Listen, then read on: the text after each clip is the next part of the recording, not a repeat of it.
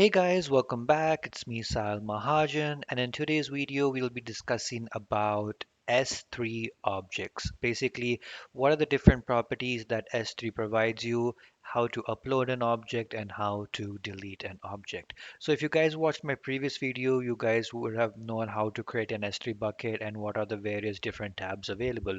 So as you guys can see in the last video, we created an S3 bucket that was Sahil YouTube. So I'm just going to click onto that.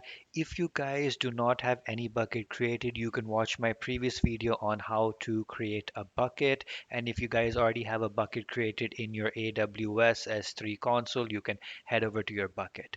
So what we're going to do is we're going to head into this bucket that is Sahil YouTube.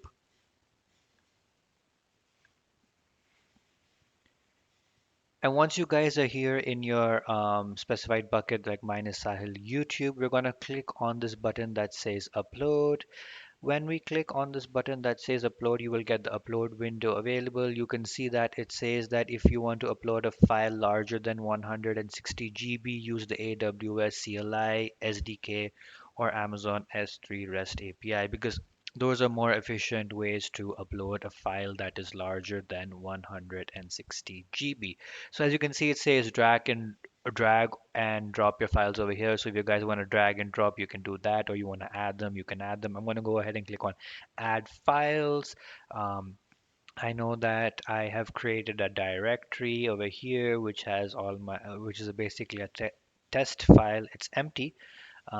So here you go. You can see that the file is over available. You can see the destination, that is your bucket name, any destination details, permissions, and properties. So we will head over and click on upload. You can see that we get a green box that says upload successful. Good. And you can also see in the status over here that it says that this object has succeeded being uploaded. So we're going to go ahead and click on close. And that's it. There you go. That it's as simple as that on how to upload an object to the S3 bucket. Now we can see a few properties over here related to to the object, like the name of the file. It was a txt file, hence why we can see .txt. It shows you the type. It shows you the last modified. When was this file last modified? According to your UTC, it shows the size. Again, this was an empty file. There wasn't anything inside the file. It was a blank file, hence why it is showing 0 bytes. And your storage class is standard because we didn't touch anything over there. So we can click on this object and we get more properties over here. You can see who's the owner, what's the region that it where your object is stored in, your last modified size, your type, txt, your key. Your key is quite important, so that's one thing you can look out to. Your S3 URI is also sometimes quite important. Your ARN is also important. Your basically Amazon resource name, your entity tag, and your object URL.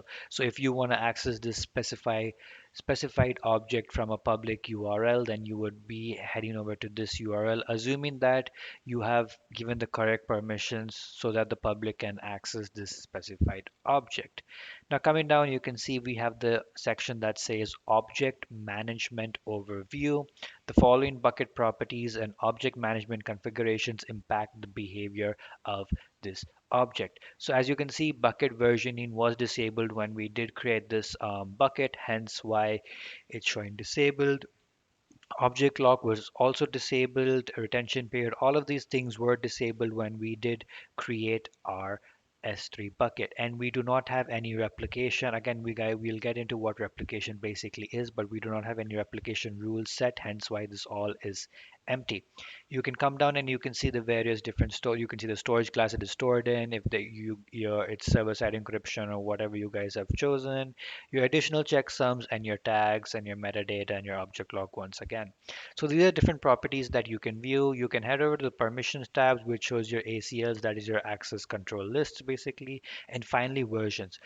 Now you can see there isn't going to be anything over here because versioning is disabled in this specified bucket. But if you have versioning enabled and you're uploading multiple versions of the same file or the same object, you will be able to see all the different versions over here. So This is basically the different properties that you have related to an object when you upload it. You can copy the S3 URI. Again, as I told you guys, that is something that's quite important, hence why we have a copy button right here. You can download this object too in case maybe you were taking a backup and you lost everything and you want to get that specified object or file back. You can go ahead and download it. You can open it.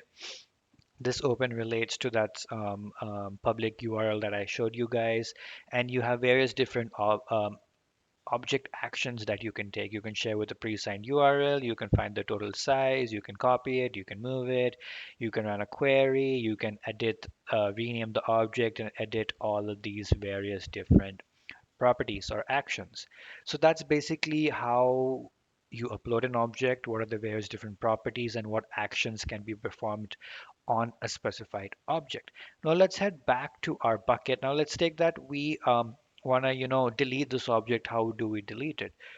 Pretty simple. You go ahead, you select the object that is in question or the one that you want to delete. You can see the delete button auto populates is enabled. You can go ahead and click on delete and it will basically tell you show you the specified objects that you're going to be deleting, and it will ask you to confirm deletion, type permanently delete in the input field.